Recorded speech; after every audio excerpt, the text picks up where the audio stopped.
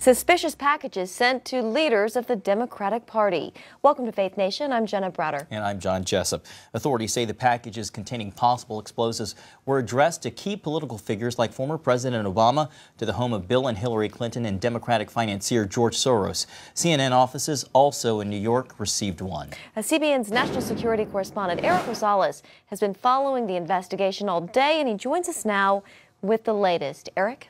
Well, John and Jenna, the full-scale criminal investigation is underway involving the Secret Service, FBI, and Homeland Security, as well as local authorities over these packages. The next phase of the investigation is to examine the devices themselves, focusing on the components, switches, and even batteries, hoping to track, identify, and eventually arrest those responsible. Chaos and confusion outside New York's Time Warner building, home to CNN, after a suspected explosive device addressed to former CIA director and critic of President Trump, John Brennan, was found in the building's mailroom. What we saw here today was an effort to terrorize. This clearly is an act of terror, attempting to undermine our free press. After evacuating the building, the NYPD bomb squad responded and safely removed it. Additionally, there was an envelope containing white powder that was discovered as part of that original packaging, and we're in the middle of investigating that right now. The suspicious package was the latest in a series over the past few days. On Monday, a device was found in the mailbox of a home owned by billionaire political activist George Soros. Late Tuesday night, the Secret Service also intercepted a package addressed to Hillary Clinton at her home in Westchester County, New York. Then on Wednesday morning, another device was sent to former President Barack Obama's home in Washington, D.C. The full weight of our government is being deployed to conduct this investigation and bring those responsible for these despicable acts to justice. President Trump said during these times we must come together as a nation and send one very clear, strong, unmistakable message that acts or threats of political violence of any kind have no place in the United States of America. There would be biometric examinations, that's fingerprints, possible DNA, that could possibly be left on some of the components. Retired FBI explosive expert Tom Thurman says authorities will now try to disassemble these suspected bombs and examine the possible sources of the components. Anything to tie an individual, a bomber's signature. If it's an electrical system, exactly. Wires, batteries, battery holders, switch, how the device was meant to explode, and the components associated with that, what we call a fusing system.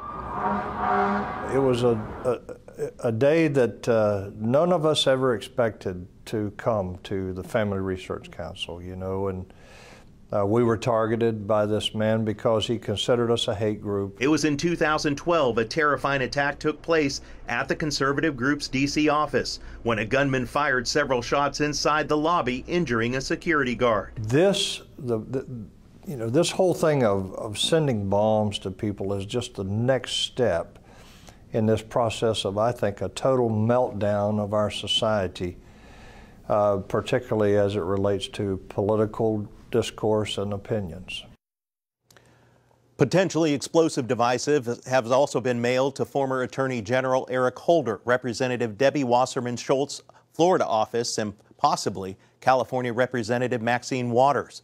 Now, sources close to the investigation tell CBN News the devices appear to be all pipe bombs. The scary part about it is that we don't know if this is the end. Yeah, John? Eric, looking at these pictures, these devices don't look too terribly sophisticated. Not too sophisticated at all, but the FBI did say that they were functional.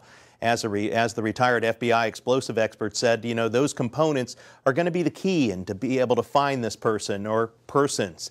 Agents also say that they're going to be able to check out local stores and even check online. And right now, the National Counterterrorism Center said that officials have not yet reached a conclusion on whether or not this was a foreign terrorism or a domestic terrorist case. Eric Rosales, thank you so much. Well, the midterm elections are now just 13 days away, and already there is record turnout. More than 7 million people have taken advantage of early voting. And to put that into perspective, at this point in 2014, less than 2 million people had cast their ballots. Across the country, voters are turning out in force. I'm voting Republican. Here in suburban Atlanta, it's at least an hour-and-a-half wait to get through this line. Already in Georgia, a record 600,000 people have voted. In Texas, more than 500,000 people cast their ballots on the first day of early voting, shattering another record. And it appears to be good news for the GOP. Early voting numbers in these and other battleground states show Republicans turning out in far greater numbers so far than Democrats. In addition to Georgia and Texas, Republican voters have taken a lead in Tennessee, Florida, and Arizona. The early vote is going on, and I'm going to be your next U.S. Senator. The results are most striking in Tennessee. According to NBC News, 63% of early voters there are associated with the Republican Party, compared to only 30% aligned with Democrats. While Democrats are doing well in states like Nevada, the overall numbers are noteworthy because Democrats usually outperform the GOP in in-person early voting. I'm going to be counted. With 2 weeks to go, it's still anyone's game. But if early voting is any indication, the once predicted blue wave could see a change in color come November 6th. Now, 38 states and the District of Columbia allow some form of early voting. John? Joining us now is Chief Political Analyst David Brody. David, we've seen what seems to be record turnout already in early voting. Traditionally, people think that that means it's going to be a boon for Democrats, but we really don't know who's going to the polls. So what's your sense with early voting? Yeah, both sides, Democrats and Republicans, will say early voting is going well for us. But the truth of the matter is, if you look in some of the battleground states, Indiana and Tennessee specifically, right, Republican early voting is up over past years. That's a good sign for Republicans. And so you've got that. Democrats will point to states like Nevada and a couple others where they'll say, well, actually, there are more registered Republicans in those states, and we're doing better than the registered Republicans. So, you know, it's going to be skewed either way. Bottom line, it's a big smorgasbord of who knows. And I guess we'll be here on election night, right? David, you always have your ear on the ground, and I know that you have some key information or new information on some key battleground states. What are you seeing shake out? Tennessee is really interesting. You know, it's been deadlocked. Marsha Blackburn running for Senate. She's the Republican. Phil Bredesen, the Democrat. Former governor. Former governor. It's been deadlocked for a while. A Republican source on the ground just telling me this morning that many Democrat voters have actually started pulling their yard signs of Phil Bredesen. Actually, they're putting them in the garbage. Why? After the Kavanaugh hearing, they have literally seen this, which is kind of interesting. Indiana, another state that is actually seen Joe Donnelly, right? Joe Donnelly is the Democrat against Mike Braun, the Republican. We're seeing that a lot of pastors are now galvanizing, in the last a couple of weeks here, especially with a pastor event coming up this Friday. So, I mean, this is the time that a lot of folks are ratcheting it up, and so we're seeing a lot more activity on the ground. Right in the run-up with less than 2 weeks. We know that in 2010, we saw a wave election. That's when the Tea Party ushered in a Republican majority. The same thing happened in 1994 with Bill Clinton and the Republican majority in the Contract with America. What I think is completely different about those wave elections is the fact that both of those happened during a recession. What's different now is we have a potential wave, or I think you've been saying a blip, a blue blip, but it's during an economic boom. So what are you seeing as different compared to those previous wave elections? 100% right, John. Astute observation that the economy is different today than it was back then. Here's the other difference. 1994, there was anger, and what happened? Contract with America, Newt Gingrich, and Republicans took control, and Bill Clinton got whacked pretty good. President Obama got whacked in 2010 by the Tea Party. Once again, anger there. So there was anger on the Republican side in 94, anger by the Republican side in 2010, and along comes 2018 now, and we had anger on the Democrat side. We know about the anti-Trump venom, but the AK period, the after Kavanaugh, I call it, BK and AK, after Kavanaugh, now we have anger on the Republican side. So this time in the midterm election, instead of it being like 1994 and 2010, where there was anger on just one side, we have anger now on both sides. I think that will mitigate potentially a blue wave come election night. We'll see. I think it could get close to a blue wave. That's how much anti-Trump venom is on the left. A little plug here. We're going to be doing wall-to-wall coverage for 3 hours election night. You're going to be with us. What are you going to be looking at specifically when it comes to the demographic makeup of these voters? Is there anyone in particular you're going to be looking for who might help shift the pendulum one way or the other? For sure. Obviously, well, this just in, we'll be looking at evangelicals. Sure. Yeah, I think we'll take a look at them. 26%, by the way, we've heard this figure before. 26% of the electorate in a midterm is typically made up of evangelicals. So we'll see if that number is at 26% or north of that. If it's at 25%, 26%, that's not good. Not good for Republicans at all. So that's one thing. Also, the minority vote, the millennial vote, very important. Suburban independent women all need to come out in droves for Democrats. If typically minorities don't vote as much in midterm elections than they do in general elections. So if the minority count is up, if the millennial count also is up, then that will bode well for Democrats. So these are some demographics I'm going to be looking at. Last question for you, and I'd be remiss not to ask, given the news of the day. Of course, the investigations are still taking place, but let's talk a little bit about these suspicious packages that have arrived at the doorsteps of high-profile recipients, including CNN. What's your sense? We talked a little bit about the political fallout of heated rhetoric, really across the political spectrum, but what are we seeing here? I think the words you used were like powder keg. Yeah, it's a powder keg ready to blow. I don't think there's any question about it. And the president could be in a whole lot of political trouble if this escalates even more. I mean, what we're seeing today is a big deal. But, you know, God forbid, we have some sort of gun violent incident at CNN or some sort of air quote fake news outlet that he's been talking about, then politically that is not good for him, obviously. You know, having said that, look, the anger's been around for a long time. As we've talked about, just ask Alexander Hamilton how the duel turned out. Not so well for him. Not so well, right. But it has been ramped up on both sides. So I think what you're going to see is not only will it be a problem for Trump, but the Democrats have to be careful here. You can't out-anger Trump. I mean, he's the angry candidate, if you will, and he would embrace that label. Sure. He loves it. He's the angry candidate. So when Eric Holder and Hillary Clinton and others start to pile on the anger side, Maxine Walters going on her vitriolic tour across America against Trump, it's not going to work. Doesn't matter, because the Democrats may be angry, but that's what got Trump elected by his deplorable base. They're angry, and they're really, really angry, and they're pretty passionate about it as well. Chief Political Correspondent for CBN News, David Brody, always appreciate your insights. Thank you, sir. Yeah, thank you. Nathan Gonzalez is the editor and publisher of Inside Editions, a nonpartisan analysis firm that's been tracking the midterms. Today he sat down with Amber Strong to talk about why he thinks Republicans will keep the Senate, but Democrats will take the House. We've been hearing for months about this blue wave, that this incoming blue wave, but at the same time we see President Trump's approval numbers are actually rising a bit, slightly 2 points, I believe, higher than President Obama at the same time in his presidency. Based on what you're seeing, how do you think things will shake out? Or is the blue wave coming? Well, I've tried to talk about the midterms in terms of two Americas, because when we're talking about midterms and blue waves, I don't think it really applies to the Senate. I mean, I expect Republicans to maintain control of the Senate, maybe even gain a couple seats in the Senate, because the states where the Senate battle is being played out are in some pretty Republican territory. So I don't think the blue wave is going to hit the Senate. I think the House is a different story. I think Democrats are going to make some gains. We'll see if it's significant gains. I actually expect Democrats to take the House. But part of declaring a wave depends on the definition of a wave. You know, if Democrats gain the majority and gain 25 seats or more, I think that's a wave, because in other election cycles, when we're just talking about a handful of seats flipping hands, this would be a contrast to that. Speaking of that, if we zoom in a little bit, what races in particular are you watching in the House? Well, it's my job to watch. It's like choosing between my children. I have 4 kids, so it's tough. The way I'm going to approach election night is there's going to be some early states that are going to close early. Kentucky closes early. There's going to be a lot of focus on the 6th district race between Andy Barr and Amy McGrath there. But then focus on some of the other East Coast states, New Jersey. Not one specific state, but Democrats have 4 opportunities to take seats in New Jersey. I think they'll get at least 2.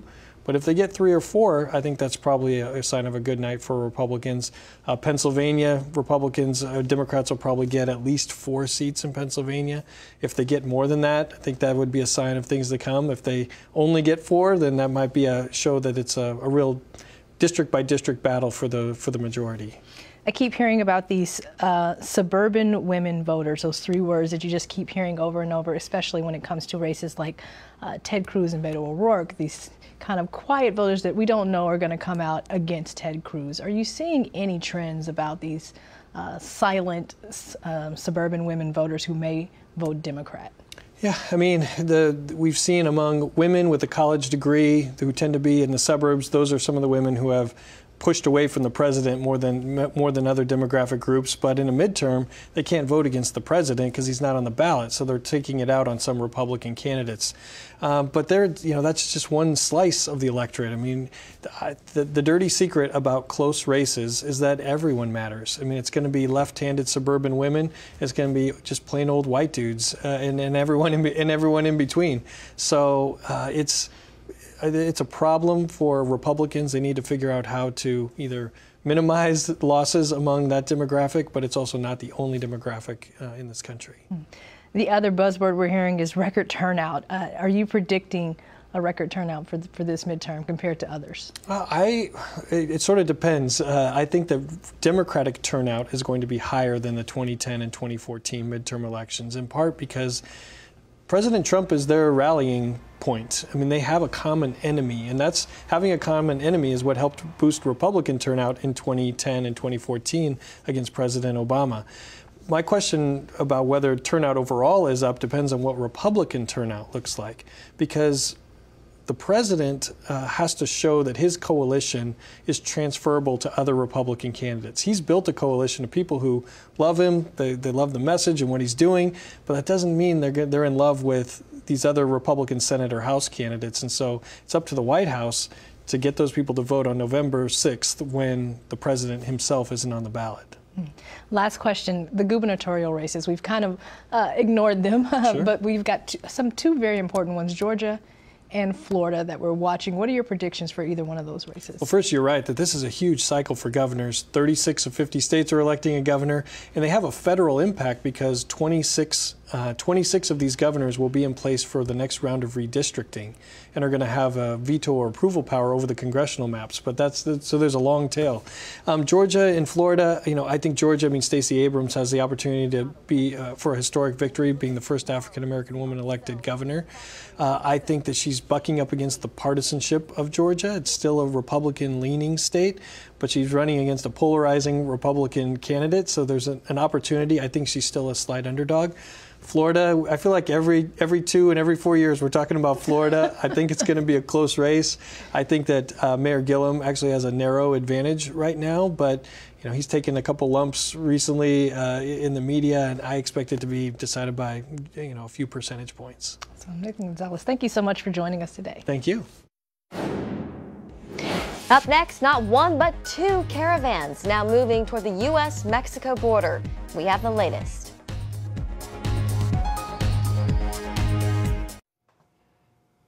A second caravan of Honduran migrants is forming in Guatemala. This comes as the first group making their way toward the U.S.-Mexico border continues to grow.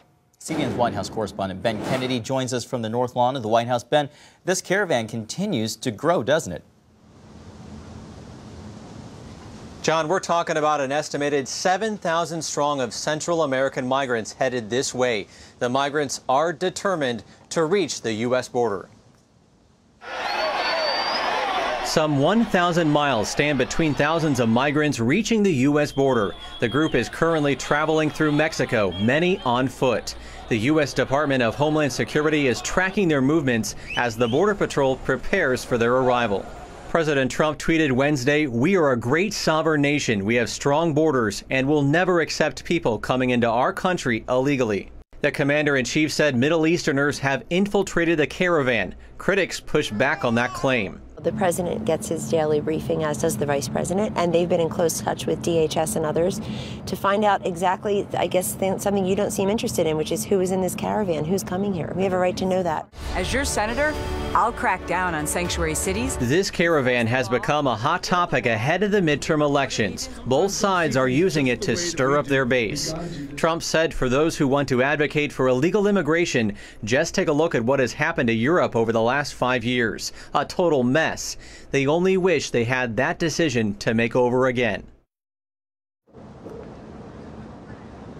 CBN News contributor Chuck Holton is on the ground in Mexico covering the caravan to give us a first-hand account of the situation. Take a listen.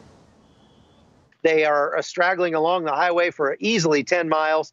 And I think that it bears mentioning that they are not being paid to join the caravan, but they are being encouraged and supported in this endeavor by a bevy of left-wing groups, by churches along the route, and by everyday people who are just stopping to help. But that is creating an infrastructure that is enabling other caravans which have already formed and are coming along behind. And yesterday, we talk about the Middle Easterners being in this caravan. This main body of immigrants, probably about 10,000 people, I have not seen anybody that's not Central American in that caravan. However, last night in Tapachula, I met people from India, people from Somalia, Eritrea, Pakistan, Nepal, all over the world who have come here and are planning to take advantage of that infrastructure of support to make it up to the United States. Now, President Trump calls the caravan a national emergency, but the people traveling north say they are simply trying to find a better life. John, Jenna? Thanks, Ben. At the White House, the Crown Prince of Saudi Arabia is vowing to punish those he calls the culprits behind the murder of Washington Post columnist Jamal Khashoggi. Mohammed bin Salman made the comment in his first big speech since Khashoggi entered the Saudi consulate in Turkey on October 2nd, never to come out. All this 1 day after Turkey's President Erdogan said Khashoggi's murder was premeditated and carried out by a 15-man Saudi hit squad. Reports say 7 of the men belonged to the protection detail of the Saudi Crown Prince himself.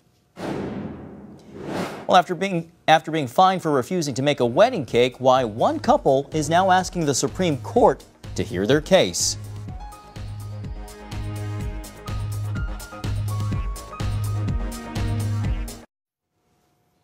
It is a shocking statistic. Opioids now kill more people each year than AIDS did when that epidemic was at its peak. And the Trump administration is trying to do something about it. Today, President Trump signed into law a measure that aims to reduce opioid addiction and deaths in America. The Support for Patients and Communities Act made it through Congress with bipartisan support. The president signed the sweeping legislation during an event at the White House today. The new law will implement a number of steps to help address the country's opioid epidemic, including expanding access to treatment programs, doing more to prevent shipments of illicit drugs like fentanyl, and also allowing more providers the ability to prescribe FDA-approved opioid addiction treatments. Well, the Supreme Court could hear a second case about Christian bakers fined by their state for not making a cake for a same-sex wedding. As Paul Strand explains, some believe this case could set up the High Court to provide further protection of religious liberty. Aaron and Melissa Klein are now asking the U.S. Supreme Court to hear their case about Oregon fining them $135,000 for refusing to bake a same-sex marriage cake. Jeremy Dice is with First Liberty Institute, which is fighting for the Kleins. Jeremy, first of all, what's the worst that's happened to the Kleins due to this 5-year legal battle? Well, Aaron and Melissa have not only been penalized $135,000, the state of Oregon, in fact, imposed a gag order on them from even talking about their beliefs. Then they lost their business because of all this, all because the state of Oregon refuses to allow them to have the free speech promised under the First Amendment of the Constitution. All right. Now, they haven't done all that well with appeals. What makes you think that this court will treat their case any differently? Because I think the Supreme Court of the United States still values the freedom of speech. We heard earlier this summer from Masterpiece Court where the court reminded state governments everywhere that state officials cannot be hostile to the religious beliefs of its citizens. But what are left unresolved, and what I think Aaron and Melissa's case provides a good vehicle for here, is to determine the biggest question of all. What I think American business owners and countrymen across this country are wondering right now, and that is speech actually free if the state of Oregon or any state government is going to compel it? All right. Thank you, Jeremy Dice, First Liberty Institute. I'm Paul Strand, CBN News, the Supreme Court. Thanks, Paul. Yeah, well, with the new makeup of the Supreme Court and Justice Brett Kavanaugh, it'll be interesting if it does make it there to see what happens. Well, just have to wait and see. Yeah. Well, that's going to do it for Faith Nation. Have a great evening.